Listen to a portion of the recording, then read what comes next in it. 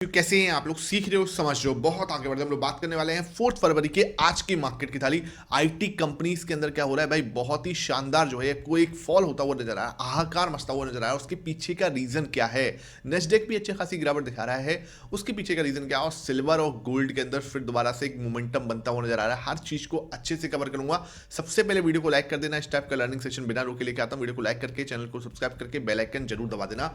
हम लोग price action से लेके यूएसडी आईएनआर तक सारे फैक्टर्स को अच्छे से समझने वाले हैं। कौन सा फैक्टर मार्केट पे कितना इफेक्ट करेगा वो चीज समझेंगे। वीडियो को लाइक करके चैनल को सब्सक्राइब करके बेल आइकन जरूर दबाना। अब भाई यहां पे मुझे क्या समझ में आ रहा है, ये अगर मैं चीजें देखूं, सबसे इंपॉर्टेंट चीज कहां से आ रही है ये चीज देखते हैं। ये देखो, ये है सर एडीआर किसका? इन्फोसिस का। इन्फोसिस और विप्रो, इन दोनों का एडीआर आईटी कंपनीज के अंदर ही जो हाहाकार मचने की बात करें, क्यों हो रहा है सर? 5%, 5.5%, ये 4%, ये दोनों क्यों गिरे? इसके पीछे का रीजन समझने की कोशिश करो। देखो, हम जब यूएस मार्केट को ऑब्जर्व कर रहे हैं यहाँ पे, तो डाउ जोन्स के अंदर तो ठीक ठाक गिरावट दिख रही है, मतलब गिरावट अच्छी खासी थी, लेकिन रिकवरी बाद में हो गई। तो ये तो सिर्फ 166 पॉइंट की गिरावट के साथ बंद हुआ।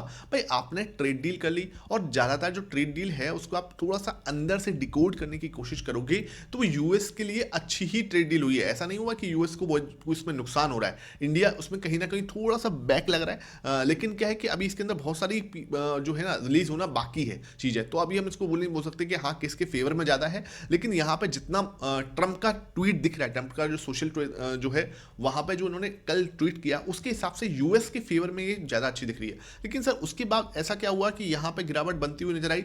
उसके पीछे का रीजन है, यहाँ पे हम जैसे आएंगे नेस्डेक। नेस्डेक के अंदर एक भारी गिरावट, लगभग 336 पॉइंट की गिरावट, 1.43% जो है नेस्डेक टूटा।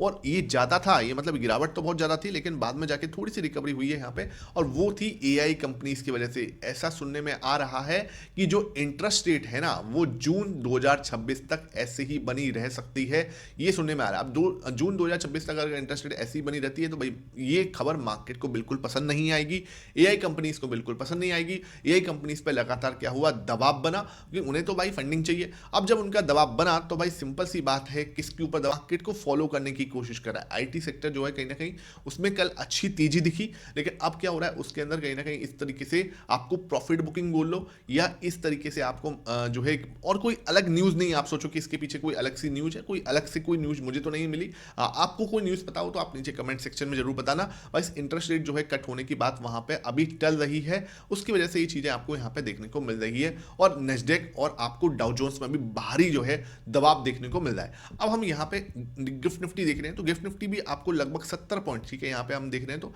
72 पॉइंट, लगभग 80 पॉइंट के आसपास जो है गैप डाउन ओपन होने के संकेत दे रहा है। अगर ऐसा है, ठीक है, तो 70 पॉइंट अगर मार्केट गैप डाउन ओपन होने के संकेत दे रही है तो हमें कैसे प्लान करना चाहिए? तो मैंने आपको क्लियरली बताया था कि ये जो रेंज दिख रही है ना, आज का जो कल का जो हाई था वो कल का लो था, आपको ये मार्क करके चलना है। बहुत इंपॉर्टेंट लेवल है ये, कोई हल्के फुल्के लेवल नहीं है, आपको इसको मार्क करके चलना है।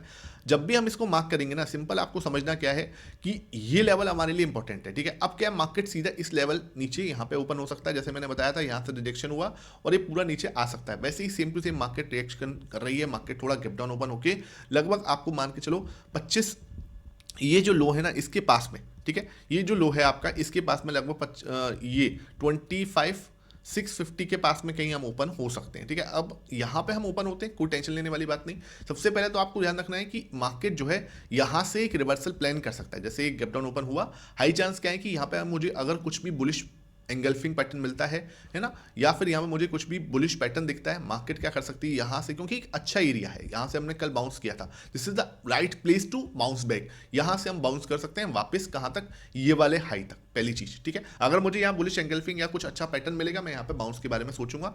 इसका भी ब्रेकआउट दे दिया तो बल्ले बल्ले वाला मूव आ सकता है। एक बार क्या करेंगे, हम रिटेस्ट कर सकते हैं इस लेवल को 25,900 को, उसके बाद हम इसको पूरा रिवर्सल वाले प्लान में दिमाग लगाएंगे, ठीक है। इसके लिए आपको टेलीग्राम ज्वाइन करके चलना है, लिंक जो डिस्क्रिप्शन बॉक्स में है ना, उससे आप टेलीग्राम ज्वाइन जरूर कर लो, फ्री ऑफ कॉस्ट है, पैसा नहीं लगता, ठीक है, तो उसको जरूर आप ज्वाइन कर लेना। तो ये चीज बिल्कुल क्लियर होनी चाहिए।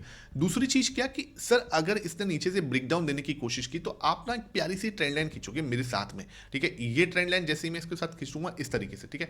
इधर से जैसे ही ब्रेकडाउन देने की कोशिश करेगा, कुछ जल्दबाजी नहीं, हम इसके पास आन दो, यहाँ पे आके इसको रिटेस्ट करने दो। दिस इज द एरिया जहाँ पे अगर रिटेस्टिंग डन होगी, मैं यहाँ पे बिल्कुल क्लियरली सोचूंगा कि हाँ भाई यहाँ रिजेक्शन जोन है, ये ट्रेंड लाइन मैंने बनाई है, और वापस मार्केट इसी रिजेक्शन जोन से ट्रेंड लाइन पे जाके एक इनवर्स हैमर या कुछ बेरिश एंगल्फिंग पैटर्न बना रहा है। मार्केट यहाँ से आपको एक फॉल दिखा सकता है, जो कि 25,500 तक आराम से आपको मिल सकता है। 25,500 तक हमें एक अच्छा फॉल यहाँ पे देखने को मिल सकता है। अगेन मार्केट मेरे स्ट्रक्चर के हिसाब से चलेगा, मैं वहां पे इंटरेस्टेड होऊंगा।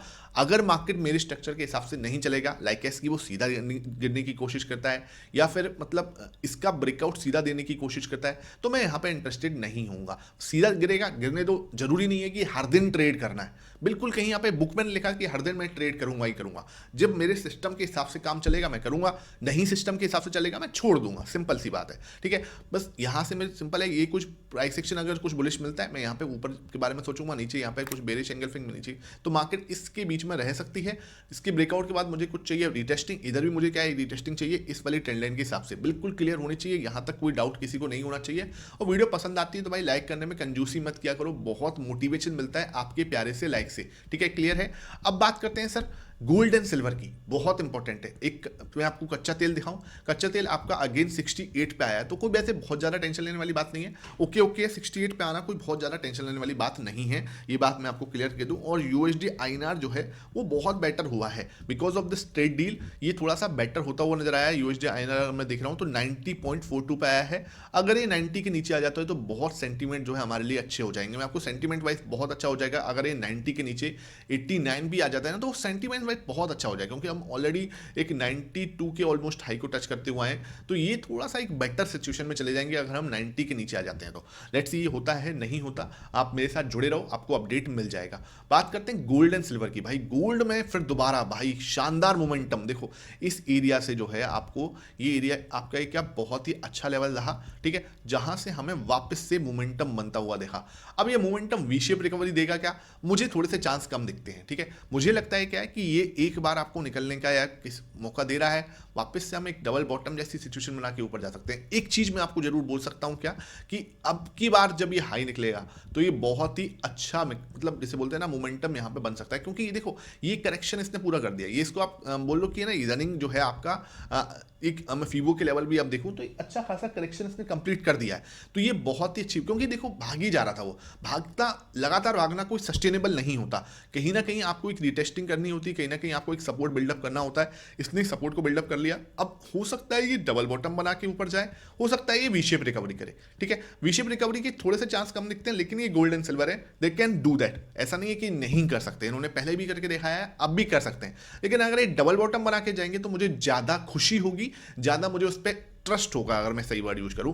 सिल्वर की बात करते हैं तो सिल्वर के अंदर भी सेम आपको बड़ा मोमेंटम देखने को मिल रहा है, गोल्ड में ज्यादा अच्छा दिखता है, लेकिन सिल्वर में भी आपको एक अच्छा मोमेंटम यहाँ पे देखने को मिल रहा है, एक आपको रिवर्सल इसी एरिया से बनता हुआ दिख रहा है, तो एक अच्छा मोमेंटम गोल्ड एंड सिल्वर में बनना, तेजी बन रही है बढ़िया, तो ये हमें हमें कहीं भी क्लियर मतलब आपको डाउट नहीं होना चाहिए। तो गोल्ड एंड सिल्वर भाई अपने आप अगर इनके लेवल्स को देखोगे तो इंटैक्ट हैं, अच्छे सपोर्ट पे बैठे हैं, कोई ऐसा नहीं है कि पैनिक करने वाली बात है, बहुत ही अच्छे सपोर्ट पे बैठे हैं। और जब मैंने गोल्ड एंड सिल्वर के साथ आपको वीडियो बनाई हुई है, आपने देखा होगा इस सैटरडे को मैंने वीडियो बनाई थी, वहीं से उसी लेवल से मैंने आपको बोला था कि 21 का ईएमए का सपोर्ट आ चुका है, this is the right place, वहीं से आपको एक मोमेंटम देखने को मिल रहा है। मैं वही कहता हूं हर जगह पे नहीं कूदना होता, लेकिन जो जगह होती है उसको आपको जरूर एक सपोर्ट की तरह यूज करने के लिए कोई दिक्कत नहीं होनी चाहिए। अब आ जाते हैं सर और कौन से हमारे पास डेटा है जिसे हमें समझना है। तो डेटा अगर मैं कल का देखूं तो डेटा मेरे सामने एक चीज समझ में आ रही है, 19.32 की जो है बड़ी बिक वाली कल प्रो ने की थी। इसके पीछे का रीजन क्या, प्रॉफिट बुकिंग है भाई, प्योरली प्रॉफिट बुकिंग है, ठीक है। तो अब मैंने कल ये भी आपको परसों में ये चीज बोली थी कि यहां से दो रास्ते जाते हैं, या तो मार्केट 30 पे जाएगी या 60 पे जाएगी, ऊपर गया तो 30 पे जाएगी, नीचे गया तो 60 पे जाएगी, सिंपल। अब ये लोअर एंड पे आ चुका है, अपने ऑलमोस्ट लोअर एंड पे है, ठीक है। अब इसके पास क्या सिस्टम है, समझने वाली बात यह है कि यहां से इसने लगभग 60 to 65% ऊपर जाना है, मतलब 30% के आसपास ऊपर जाना है, 60-65% के लेवल तक पहुंचना है। तो अब मार्केट को क्या करना चाहिए, मार्केट या तो इसी लेवल पे टाइम पास करे या फिर थोड़ा सा ब्रेकडाउन देखिए, थोड़ा पैनिक क्रिएट करे। तभी ये देखो सिंपल सी बात है, ये तभी खरीदता है जब मार्केट नीचे जाती है, सिंपल ये एक फॉर्मूला है। तो अब अगर मार्केट और ये भी एक अच्छी चीज दिख रही है कि अब की बार अगर मार्केट 60 से ऊपर गया, मतलब इसकी पोजीशन 60 से ऊपर गई, तो हाई चांस है कि मार्केट जो है आपको ऑल टाइम हाई ब्रेकआउट देता हुआ नजर आ सकता है। Again this can be a possibility और probability, I can be 100% wrong, ये बात आपको क्लियर मैं पहले ही बताता हूं। कोई भी चीज आप करो तो वो लर्निंग पर्पज से यहाँ पे समझा करो, या कोई भी टिप कॉल इस तरीके की चीजें नहीं दी जाती, ना मेरे टेलीग्राम पे दी जाती है। इधर भी देखो डीआईएस और एफआईएस दोनों ही 5-5% खरीदारी करते हुए नजर आई, एक बड़ी खरीदारी, अच्छी खरीदारी यहाँ पे आपको देखने को मिली।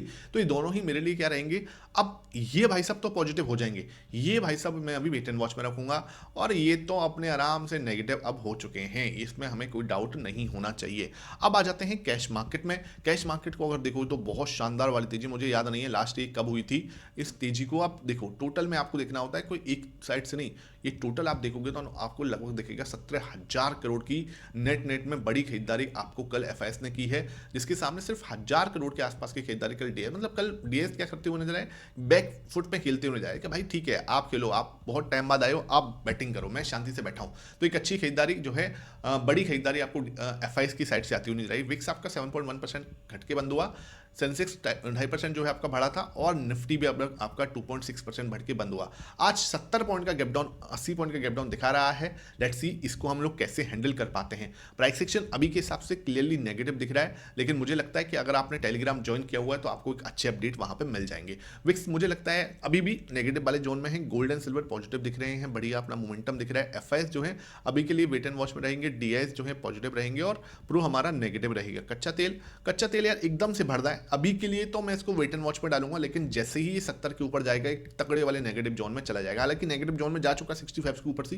तो ये आपको क्लियर बताऊं। पुट कॉल रेशियो 0.92 है, 0.92 वाला सिस्टम जो है वो ओके है, मतलब वेट एंड वॉच वाला है। Put call ratio positive, US market negative दिख रहा है, एशियन मार्केट नेगेटिव, और यूएसडी आईएनआर अभी भी नेगेटिव है। यहाँ पे देखूं तो मुझे यहाँ पे दिख रहे हैं 6 नेगेटिव टिकर हैं, 4 पॉजिटिव टिकर हैं यहाँ पे, और 3 वेट एंड वॉच हैं। तो मार्केट में क्या हो रहा है, इस समय नेगेटिव ट्रिगर्स ज्यादा दिख रहे हैं। अगेन इसका मतलब ये बिल्कुल नहीं होता कि मार्केट नेगेटिव होगी, हो सकता है मार्केट नीचे आके एक पूरा रिवर्सल यहाँ पे प्लान कर दे। तो हमें क्या करना है, अपना प्राइस एक्शन प्लस में जो कल डेटा है उसके ऊपर पूरा ध्यान देना है। होप ये सेशन समझ में आया हो, वीडियो पसंद आई है, लाइक करना, शेयर करना। Thank you for watching this.